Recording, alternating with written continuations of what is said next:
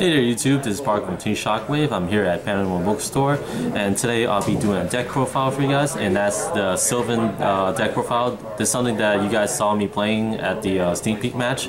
I've been getting a lot of requests for it, so I'm going to do it right now. So let's get started.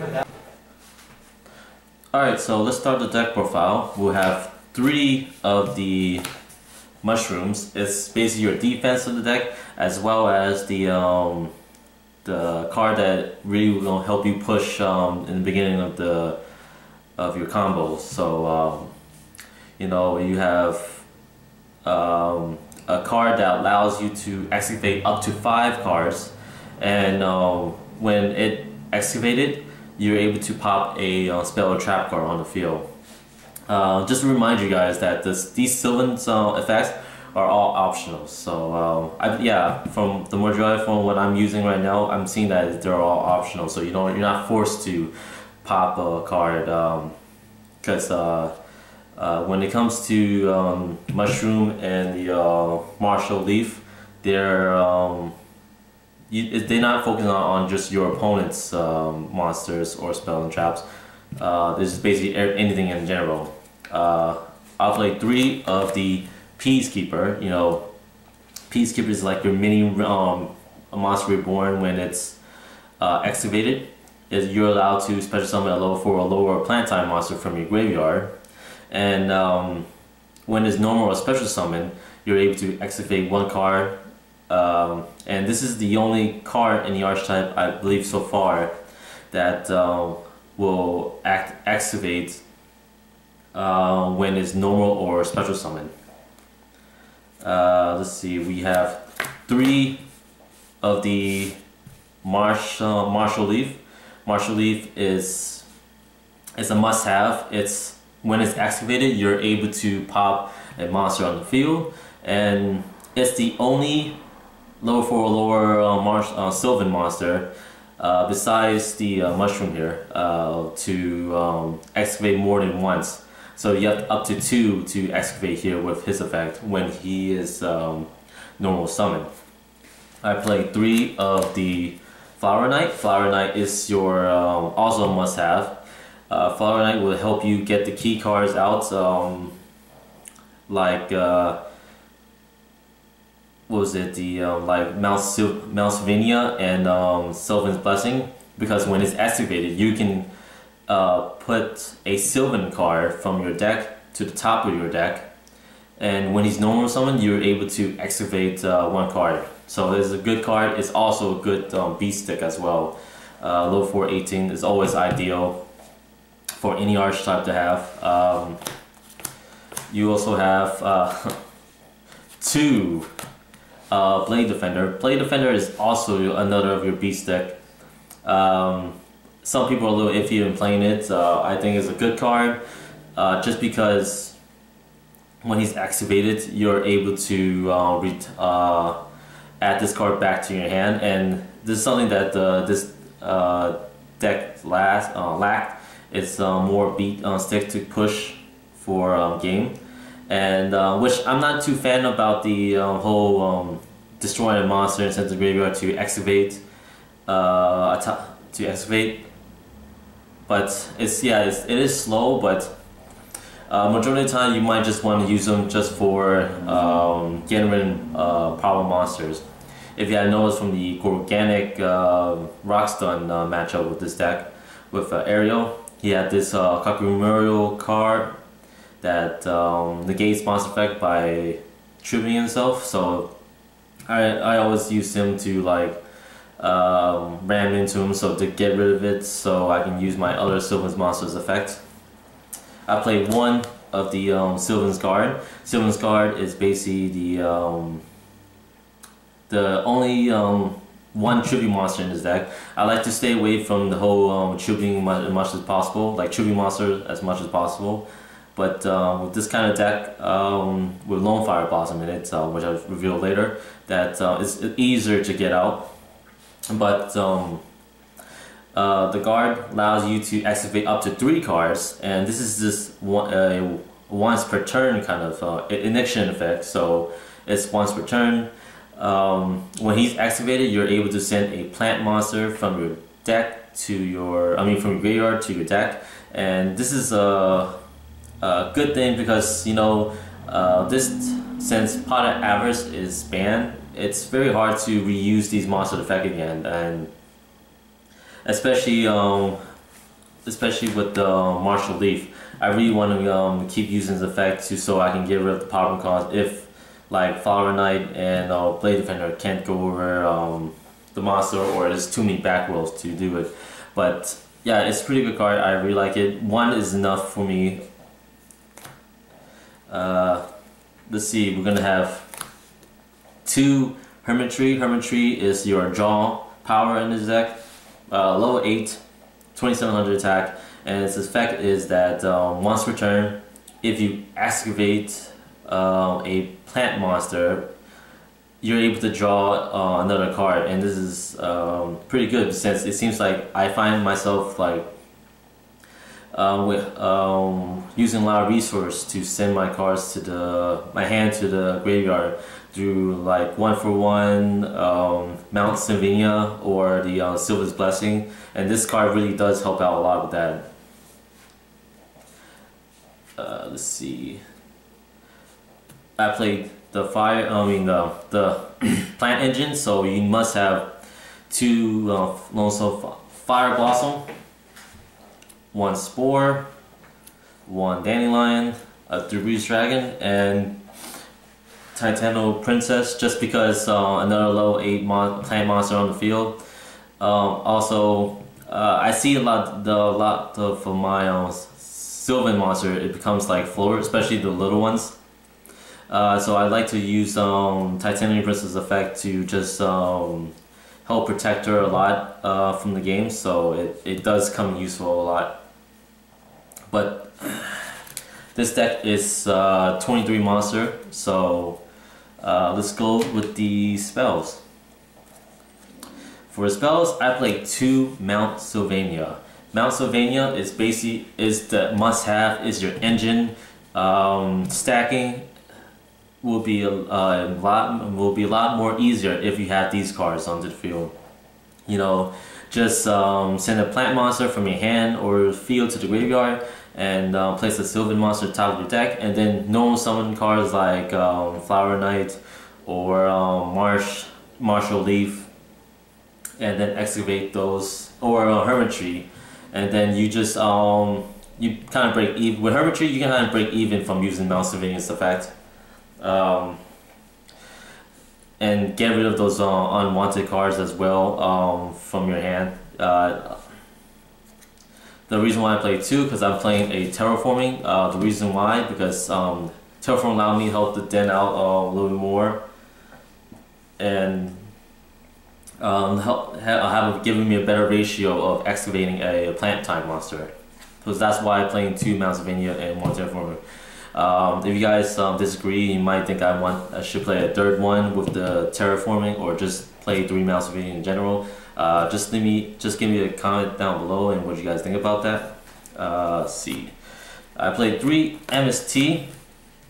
I'm playing 3 MST just because I want to get rid of all the back row hate, so I can just like push the game. It's like going against decks like Bujins, Fire Fists, even what was it? No. Even Prophecies has a little bit difficulty to go through with, especially with that tower. But also why I'm playing 3 is because I want to get rid of the field card that's trying to destroy my Mount Sylvania.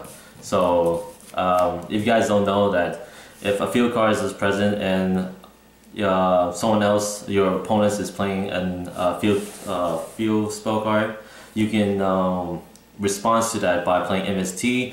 MST will destroy that field card that's trying to take place to the current one, and so the current one stays, and the new one that's trying to activate will be destroyed. I'm playing 2 Miracle Fertilizer. Fertilizer is also a must-have in this deck. I don't know if it's Konami's intention to like get all those plant supports from the last Astro Pack, but yeah, it's I see that I was using this to get out like the big monster or Lone Fire Blossom to get out another big monster from the deck. But yeah, most of the time I always use that to get out Hermitry or Titanical Princess. Or sometimes Spore. If I need to do like a synchro play, I'll get out Spore with this. Speaking of Spore, I play 1 for 1 just so I can get rid of like the big monsters in my hand and to special summon a Spore or a Peacekeeper. I play 2 Pod Diwalis. Pod Diwalis is help me just get the cards that I need for, especially if I need to quickly grab a Mount Sylvania any way I can. Dark Hole is just a staple here. So that's it for the spells. Let's go for the trap.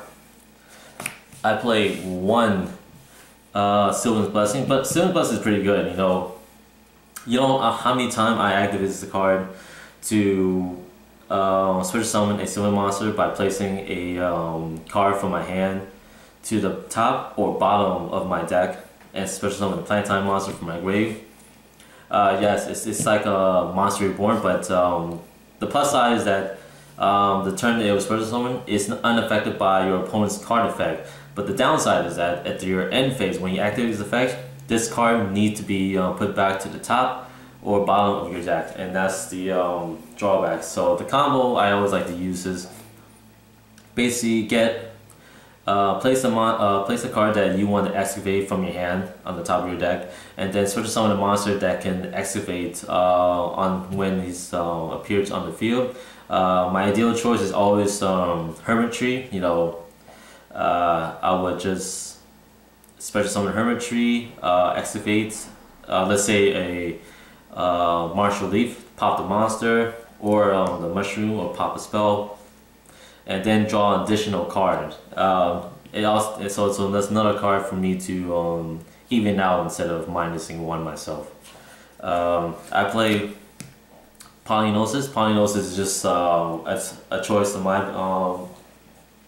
A choice that I thought it was be good, since like sometimes I have a bad hand and I want to try my luck on by summoning like was it Flower Knight or even Peacekeeper.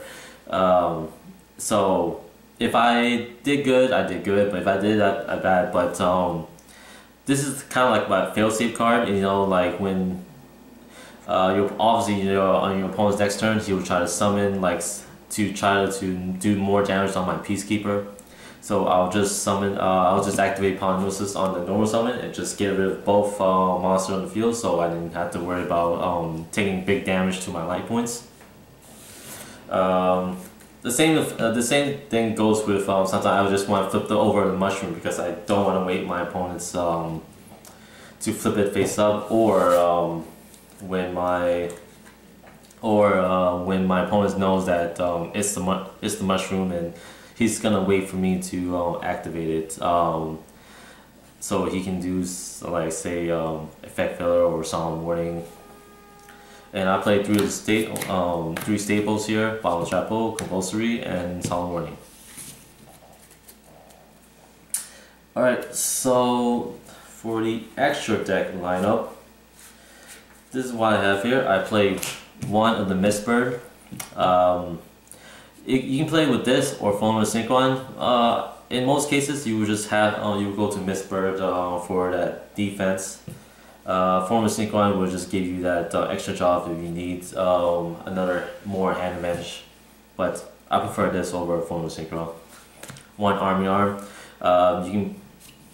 You can play this or the other level 4. I forgot the name of it. It's like Underworld something. It's level 4, 1800 attack, also, or 19, and it's Dark Monster. But Armor could give you can give your your little monsters a big push there. I play Catastor. it's optional. Again, you can choose to switch it over for Archimedes. Archimedes is, I prefer Archimedes over this now, but unfortunately I don't have it, but I'll just play Caster. Yeah, since there's not a lot of people play dark deck monsters yet in this current format, you know, you only have like, it's either Firefist, Bujin, Mermail, Prophecies, and Kakuris. Black Rose. Black Rose is a must-have in this deck, especially for its second effect, which a lot of people keep forgetting that it has a second effect here. It's basically, you can move one plant-type monster from your graveyard to switch from your monsters from, was it defense to attack mode, and make it attack 0, I believe. Yep. So yeah, it's really like Black Rose. Scrap Dragon. Scrap Dragon is a staple in low 8s. Stardust as well. Yeah, these two. Yeah, you can get these out pretty fast by having like, let's see, Guard and Spore. Have Spore remove Peacekeeper, and you can go into synchro to level 8. It happens to me very a lot when it comes to that. Let's see, yeah. Mistworm. Mistworm is also something I will bring out a lot. You know, this is the magic of Spore. You know, Spore can be any level that you want it to be, and since you're playing with a lot of monsters with different levels, anything can happen with this kind of deck. But too bad there's not a lot more opportunity for me to put more synchros into this. For level 10, you saw me playing this in the sneak peek match. Leo.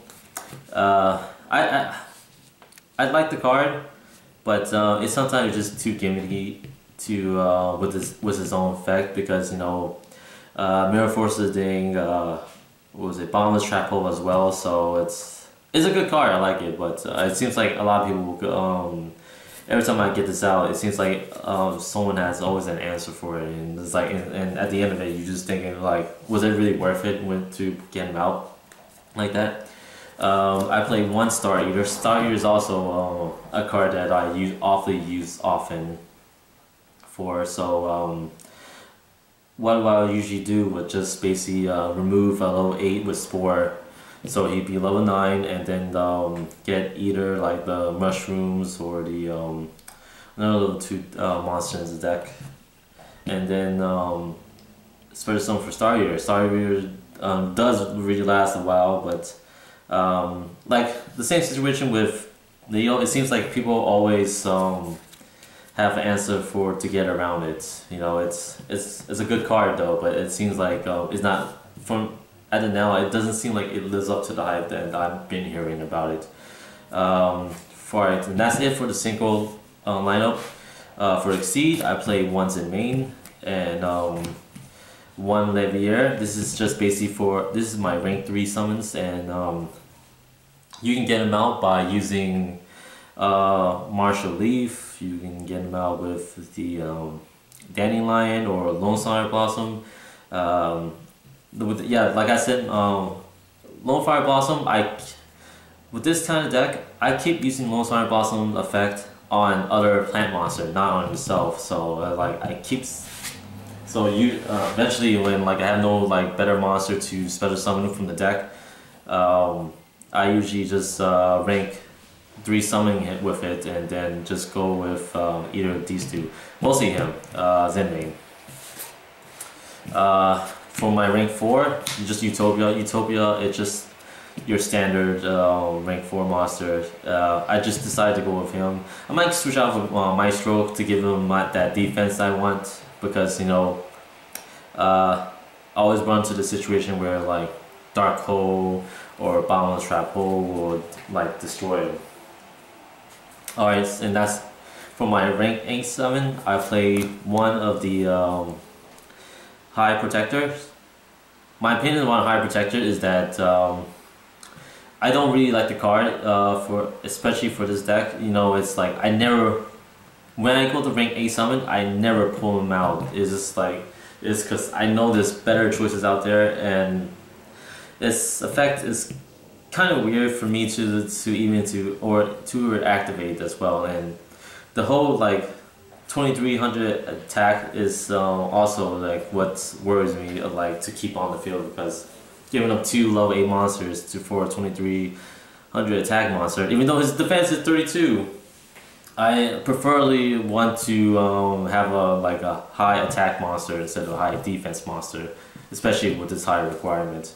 I play Felgrand. Felgrand is what I mostly go into for the rank 8 summit for this deck. You know, Sylvan is a must-have, and I like it so much that I might be willing to just get rid of one and just one of the high protector and just play second Sylvan. And my third and my last card for this is the number 107. Yeah, it's kind of basic, generic level 8s. You know, it's besides negating monsters that all the current cards effects on the field. I do like that it can attack twice if your opponents resolve anything within the battle phase when this effect is activated. So yeah, that's pretty much it for the deck profile. Alright, so that's pretty much it for the deck profile. My opinion so far about it is that it's a good deck. It has potential, but as of now, it has some consistency issue.